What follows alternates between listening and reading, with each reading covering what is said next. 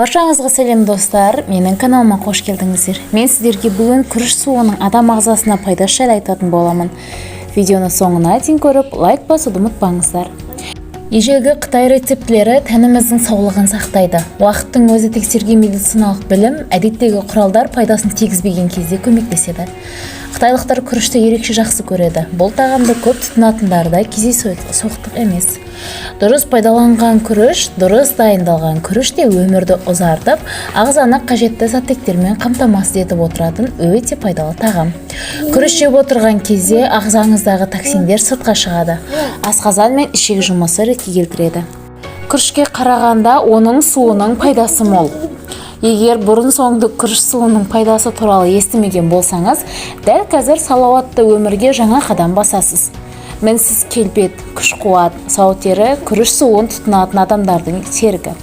Күріш суы ағзаны көмірсулармен қамтамасыз етіп, асқазан ауруын емдейді, артериялық қысымды ретке келтіреді, оба ауруын алдын алады. Мұнымен қатар оның косметикалық қасиеті бар. Саңылаулардың аузын бітеп, тері түсін біркелкі етіп, майлылық деңгейін азайтады. Арнайы тағамдар шықпаған кезде ата-аналар балаларын осы сусынмен тамақтандырған. Күріш суының арқасында дисбактериоз, дерматит сынды аурулар өте сирек кездесетін болған. Ол өте қарапайым әдіспен дайындалады. Аз мөлшердегі күрішті суға салып қайнатыңыз. Бір стакан суға бір ас қасық күріш жеткілікті болады. Қайнатпа түсінің бұлдырлануына мүмкіндік беріңіз. Онымен күніне 2 рет бетіңізді жуыңыз. Бір аптаның ішінде оң нәтижесі байқала бастайды.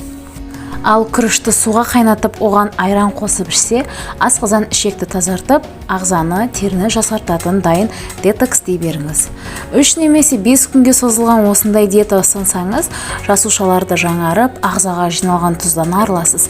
Бұл диетаның ерекшелігі күріш айран ботқасын қалауыңызша жей беруіңізге болады. Айтпақшы, күріш қайнатылған суды жиірек ішу бауырды сауықтырады. Достар, осымен видеоның соңына да келіп жеттік. Видео сіздерге ұнады деген ойдамын. Каналға тіркеліп, лайк басуды ұмытпаңыздар.